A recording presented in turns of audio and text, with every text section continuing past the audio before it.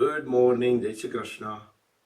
So let's start with Omkar chanting. We can have Omkar for few minutes while everyone connects. You can close the eyes, keep the back straight, relax shoulders, and we will try to chant the long Omkars.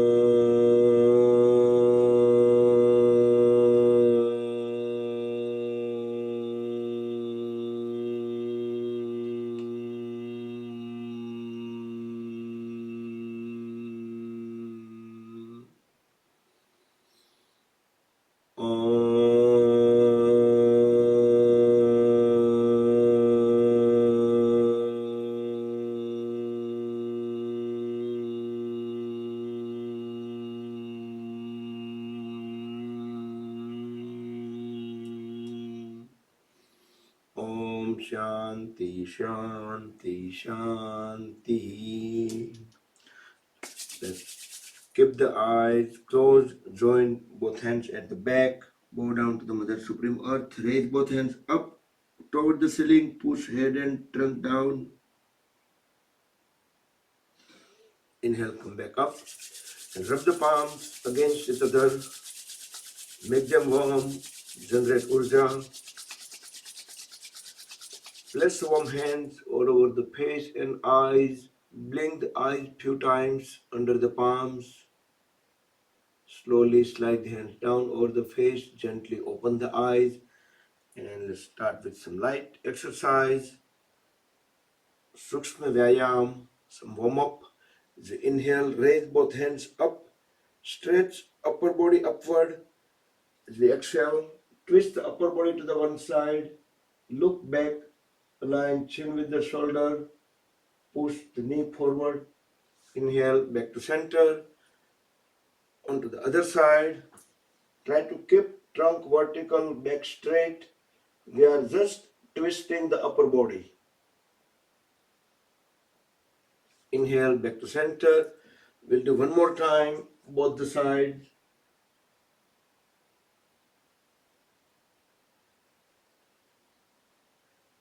Come back and complete onto the other side.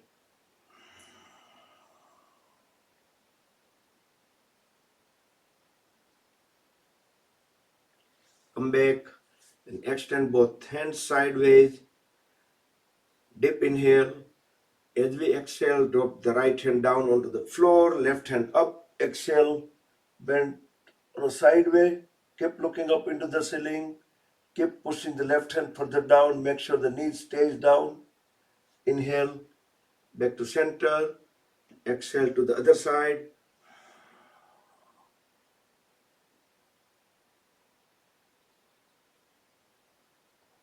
Inhale, come back. We'll do one more time.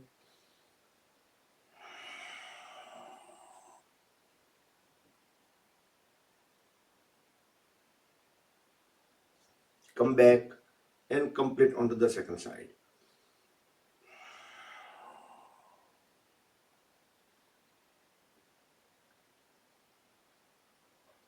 Come back and let's stand up.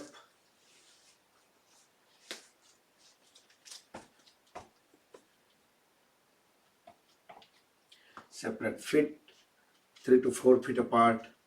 Interlock the fingers. Stretch the hands up, palms towards ceiling. Deep inhale. As we exhale, bend sideways. Keep looking up.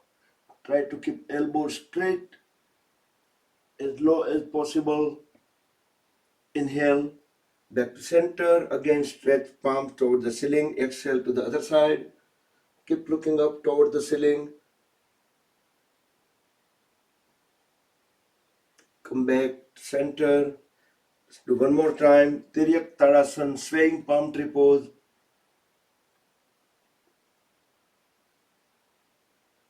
Back to center and complete onto the other side.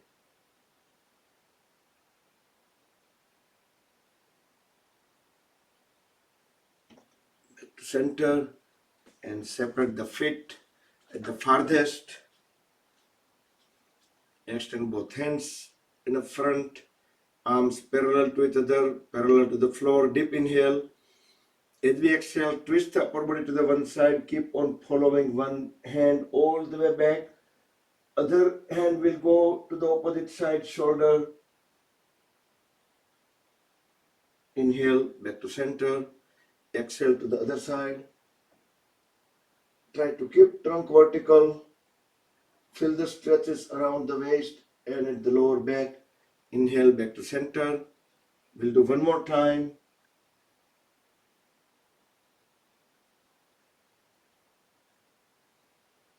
Back to center and to the other side.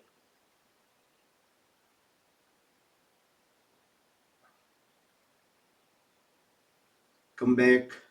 Bring both hands at the lower back, thumbs on a sacrum. Deep inhale. Arch backward, look into the back wall.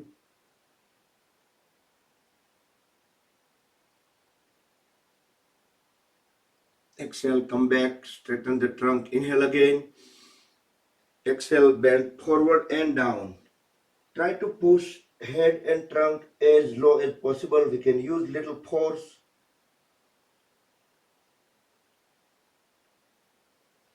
Inhale, come back. And let's move in front of the mat. Om Mitraya Namaha. Om Ravaye Namaha. Om Ravaye Namaha. Om Suryaya Namaha. Om Suryaya Namaha. Om Bhanave Namaha. Om Bhanave Namaha.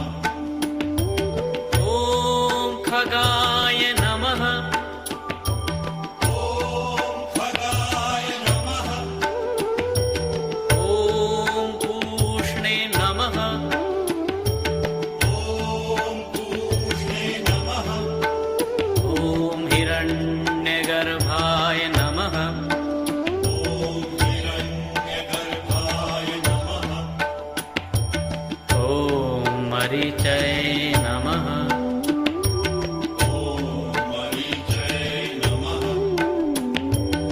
ॐ आदित्याय नमः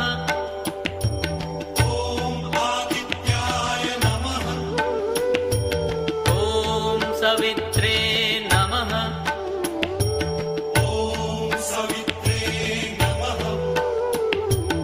ॐ अर्काय नमः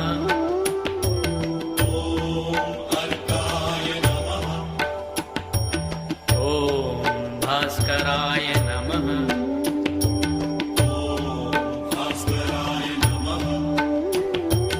ॐ मित्राय नमः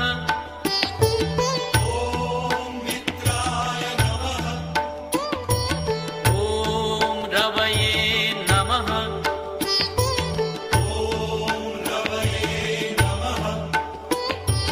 ॐ सूर्याय नमः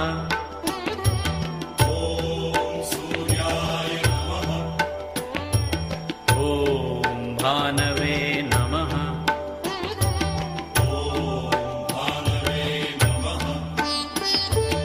ॐ खगाय नमः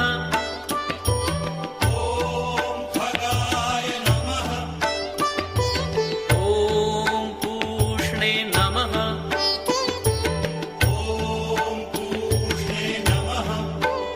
ॐ हिरण्यगर्भाय नमः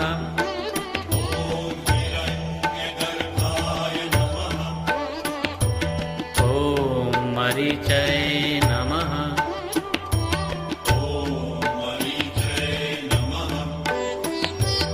ॐ आदित्याय नमः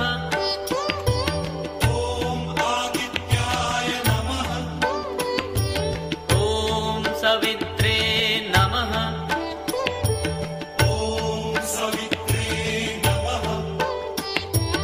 ॐ अर्काय नमः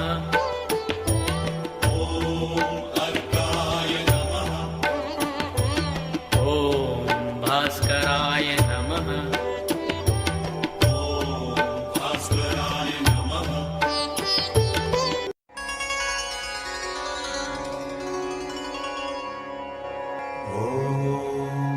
मित्राय नमः ॐ रवये नमः ॐ सूर्याय नमः ॐ भानवे नमः ॐ खगाय नमः ॐ पूष्णे नमः ॐ हिरण्यगर्भाय नमः ॐ मरीचये नमः ॐ आदित्याय नमः ॐ सवित्रे नमः ॐ अर्काय नमः ॐ भास्कराय नमः ॐ श्री सवितृ सूर्यनारायणाय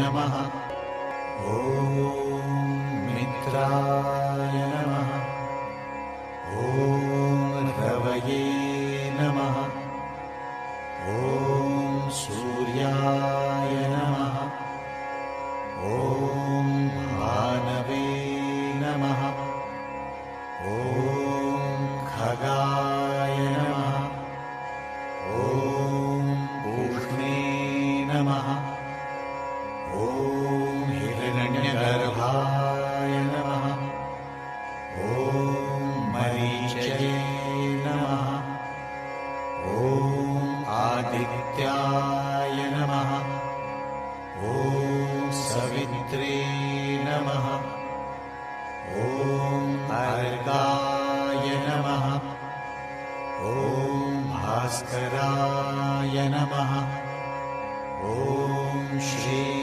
सवितृ सूर्यनारायणाय नमः ॐ मित्राय नमः ॐ रवये नमः ॐ सूर्याय नमः ॐ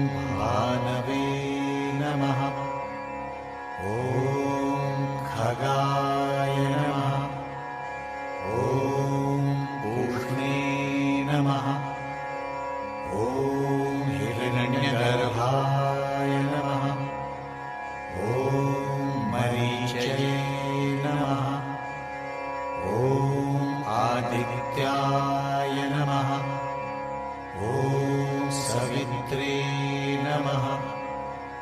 ॐ अर्काय नमः। ॐ भास्कराय नमः। ॐ श्री सवितृसूर्यनारायणाय नमः। ॐ मित्राय नमः। ॐ रवये नमः। ॐ सूर्याय नमः। ॐ भानवे नमः। ॐ खगाय नमः। ॐ पूष्णे नमः। ॐ हिरण्यगर्भाय नमः। ॐ मरीचये नमः। ॐ आदित्याय नमः। ॐ सवित्रे नमः। ॐ अर्काय नमः। ॐ भास्कराय नमः। ॐ श्री सवितृसूर्यनारायणाय नमः। ॐ मित्राय नमः। ॐ रवये नमः। ॐ सूर्याय नमः। ॐ भानवे नमः। ॐ खगाय नमः। ॐ पूष्णे नमः। ॐ हिरण्यगर्भाय नमः। ॐ मरीचये नमः। ॐ आदित्याय नमः। ॐ सवित्रे नमः। ॐ अर्काय नमः। ॐ भास्कराय नमः। ॐ श्री सवितृसूर्यनारायणाय नमः। ॐ मित्राय नमः। ॐ रवये नमः। ॐ सूर्याय नमः। ॐ भानवे नमः। ॐ खगाय नमः। ॐ पूष्णे नमः। ॐ हिरण्यगर्भाय नमः। ॐ मरीचये नमः। ॐ आदित्याय नमः। ॐ सवित्रे नमः। ॐ अर्काय नमः। ॐ भास्कराय नमः। ॐ श्री सवितृसूर्यनारायणाय नमः। ॐ मित्राय नमः। ॐ रवये नमः। ॐ सूर्याय नमः। ॐ भानवे नमः। ॐ खगाय नमः। ॐ पूष्णे नमः। ॐ हिरण्यगर्भाय नमः। ॐ मरीचये नमः। ॐ आदित्याय नमः। ॐ सवित्रे नमः। ॐ अर्काय नमः। ॐ भास्कराय नमः। ॐ श्री सवितृसूर्यनारायणाय नमः। ॐ मित्राय नमः। ॐ रवये नमः। ॐ सूर्याय नमः। ॐ भानवे नमः। ॐ खगाय नमः। ॐ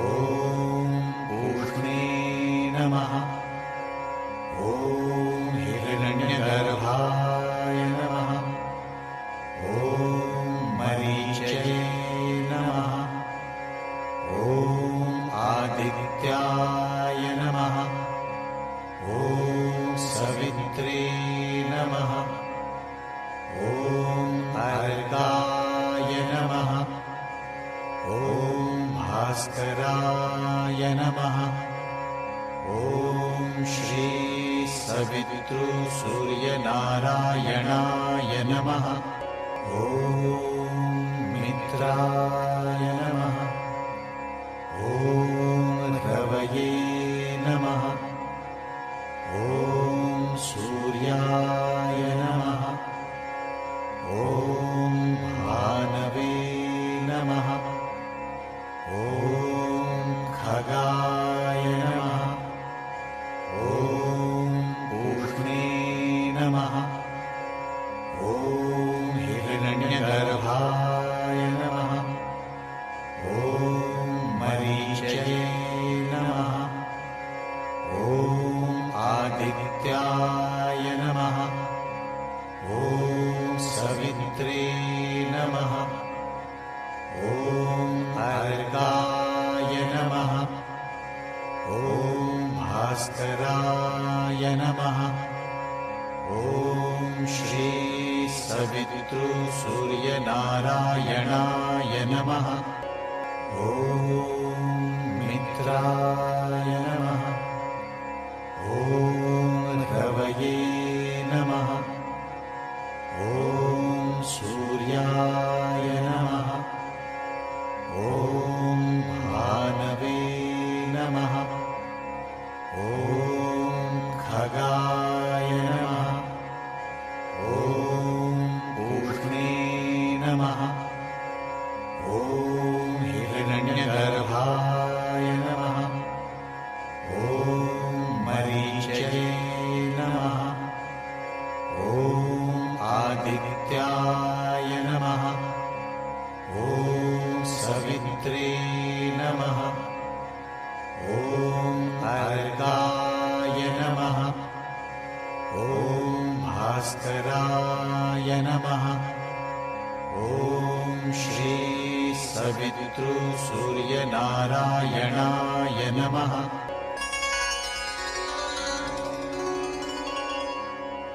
ॐ मित्राय नमः।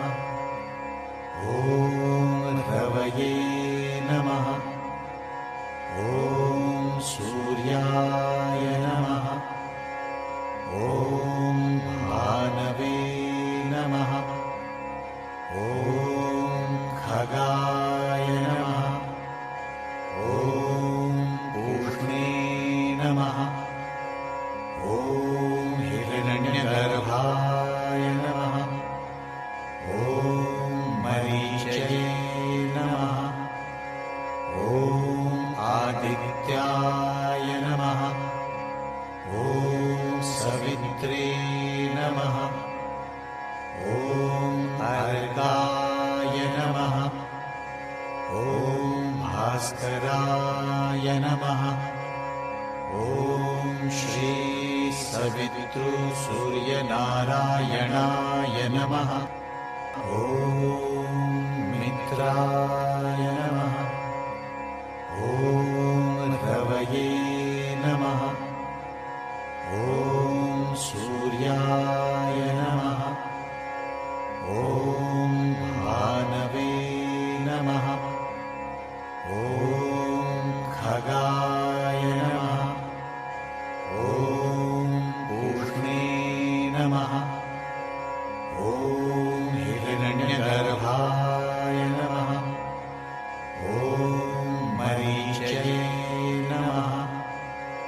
ॐ आदित्याय नमः। ॐ सवित्रे नमः। ॐ अर्काय नमः। ॐ भास्कराय नमः। ॐ श्री सवितृसूर्यनारायणाय नमः। ॐ मित्राय नमः। ॐ रवये नमः। ॐ सूर्याय नमः। ॐ भानवे नमः। ॐ खगाय नमः। ॐ पूष्णे नमः। ॐ हिरण्य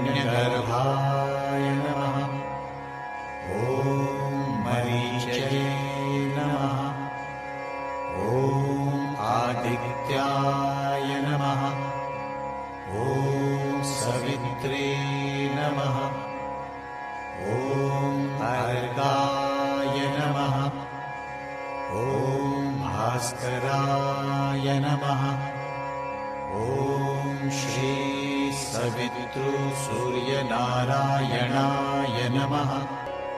ॐ मित्राय नमः।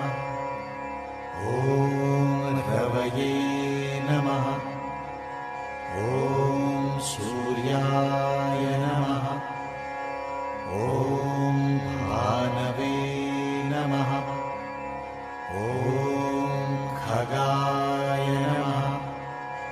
ॐ पूष्णे नमः। ॐ हिरण्यगर्भाय नमः। ॐ मरीचये नमः।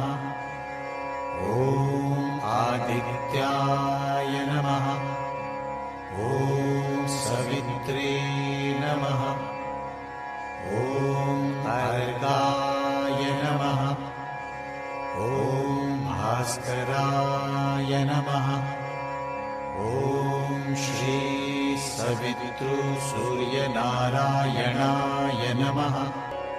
ॐ मित्राय नमः। ॐ रवये नमः। ॐ सूर्याय नमः। ॐ भानवे नमः। ॐ खगाय नमः। ॐ पूष्णे नमः। ॐ हिरण्यगर्भाय नमः। ॐ मरीचये नमः। ॐ आदित्याय नमः। ॐ सवित्रे नमः। ॐ अर्गाय नमः। ॐ भास्कराय नमः। ॐ श्री सवितृसूर्यनारायणाय नमः। ॐ मित्राय नमः। ॐ रवये नमः। ॐ सूर्याय नमः। ॐ भानवे नमः। ॐ खगाय नमः। ॐ पूष्णे नमः। ॐ हिरण्यगर्भाय नमः। ॐ मरीचये नमः। ॐ आदित्याय नमः। ॐ सवित्रे नमः। ॐ अर्गाय नमः। ॐ भास्कराय नमः। ॐ श्री सवितृसूर्यनारायणाय नमः। ॐ मित्राय नमः। ॐ रवये नमः। ॐ सूर्याय नमः। ॐ भानवे नमः। ॐ खगाय नमः। ॐ पूष्णे नमः। ॐ हिरण्यगर्भाय नमः। ॐ मरीचये नमः। ॐ आदित्याय नमः। ॐ सवित्रे नमः। ॐ अर्गाय नमः। ॐ भास्कराय नमः। ॐ श्री सवितृसूर्यनारायणाय नमः। ॐ मित्राय नमः। ॐ रवये नमः। ॐ सूर्याय नमः। ॐ भानवे नमः। ॐ खगाय नमः। ॐ पूष्णे नमः। ॐ हिरण्यगर्भाय नमः। ॐ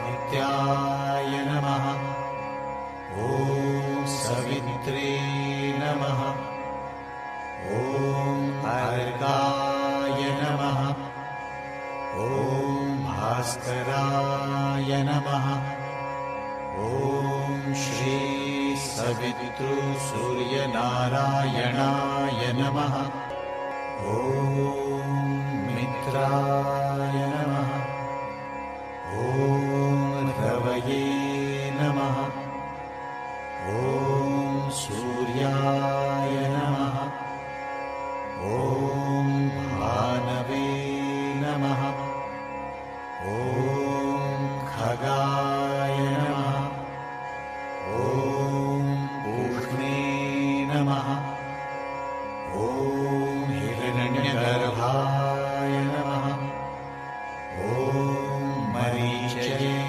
नमः ॐ आदित्याय नमः ॐ सवित्रे नमः ॐ अर्काय नमः ॐ भास्कराय नमः ॐ श्री सवितृसूर्यनारायणाय नमः ॐ मित्राय नमः ॐ रवये नमः ॐ सूर्याय नमः ॐ भानवे नमः ॐ खगाय नमः ॐ पूष्णे नमः ॐ हिरण्यगर्भाय नमः ॐ मरीचये नमः ॐ आदित्याय नमः ॐ सवित्रे नमः ॐ अर्काय नमः ॐ भास्कराय नमः ॐ श्री सवितृसूर्यनारायणाय नमः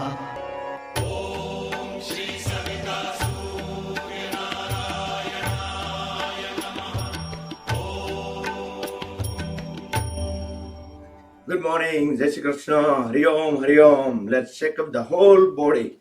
Move the feet, thighs, legs, hands to generate more activities within the body. Add some yogic jogging to create more heartbeat, more pulse rate, more blood circulation. And lay down in Shavasana. Complete relax. Full rest, completely still the body, deep breathe in, deep breathe out few times, then let the breath become completely normal, natural. Keep the awareness within the body, feel the body weight, and notice how it transfers to the floor.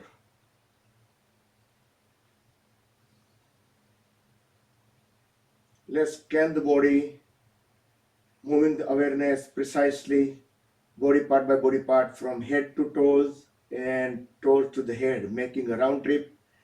At each body part, try to acknowledge, recognize any kind of activities over there, some vibrations, some blood circulations, heartbeat, pulse, relaxation, sensation, anything, whatever we can feel, for 3 full minutes to make the trip, starting now.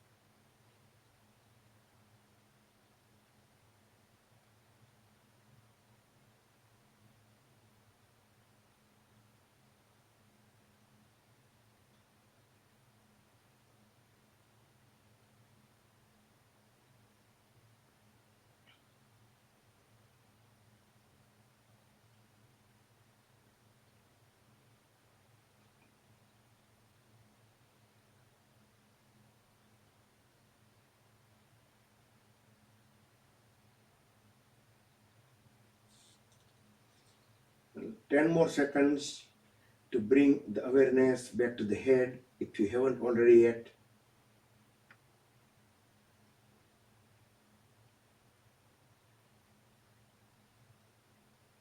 Bring feet together, squeeze and release the toes few times.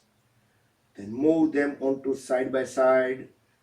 Same time also try to turn the head on both the sides. Keep the eyes closed till end. Then give body a big stretch. Yastikasana, stick pose, full stretch. Push all the toes together, forward, hands in opposite direction. Full stretch, stretch, stretch, stretch, stretch, and relax. Bring both hands sideways, elbows straight, palms facing down, fold at the knees. So heels will be at the hips. Deep inhale. As you deep exhale, drop both knees together on the floor towards left. Turn the head towards right. Push the palms in the floor. Feel the twist. Feel the stretches at the spine. Inhale, come back to center. To the other side. Both knees together on the floor towards right. Head towards left. Feel the stretches. Inhale, back to center. Now lift the feet just slightly away from the floor. Exhale, drop the folded legs towards left. Turn the head towards right. Back to center. Drop the folded leg towards right. Head towards left for a few seconds. And then bring entire body towards right. Stay on right for a couple more breaths in and out.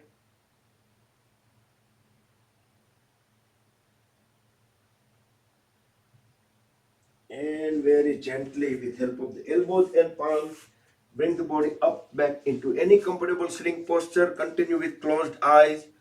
We will do Chandra Nadi Pranayam for a minute. So make a Vishnu Mudra on right hand using the right thumb tip to block the right nostril. So we'll keep inhale and exhale through left only. Keep the back straight. Deeply, fully inhale from the left. And deeply, fully exhale on left.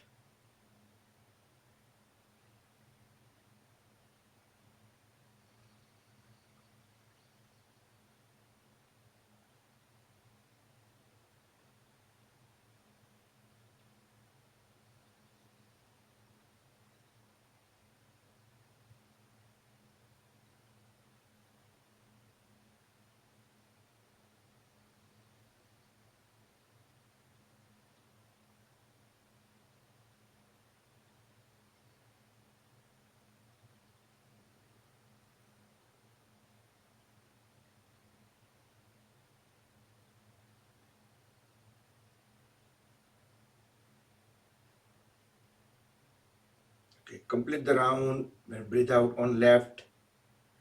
Once you're done, then bring both hands into Dhyan Mudra. Keep the back straight. Relax shoulders. Deep inhale, and we will chant one long Omkar. Feel the vibrations starting from navel to as we complete the Omkar. By the time the vibrations going upward and reach all the way to the head.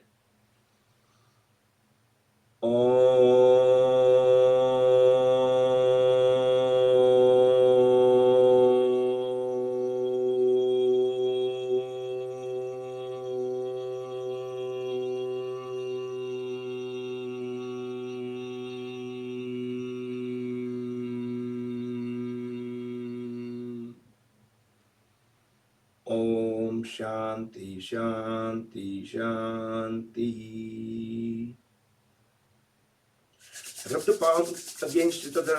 Apply a little bit extra pressure on the palms to generate more urja, make them more warm. Place the warm hands all over the face and eyes.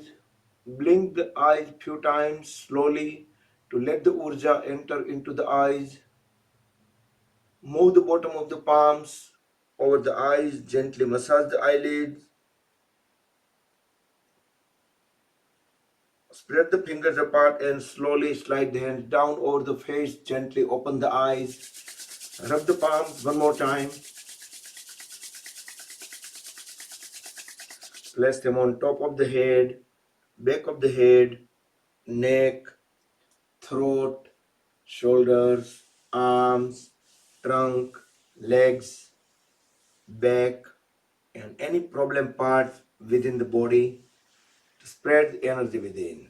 Hari Om Tat Sat Sri Guru Bhyo Namaha. Good morning, Jai Shri Krishna. Happy new week, happy new energy, happy Monday. And I'm going to let you all unmute so we can say hi and bye. Yep, you all are unmute. Good morning, Jai Shri Krishna, good everyone. Morning Jai Shri Krishna. Thank you Bakulbhai. Have a wonderful Everybody week. to everybody. આપડા રસીલાબેન કેમ નથી દેખાતા? I think લગભગ Canada ગયા છે. હા, okay.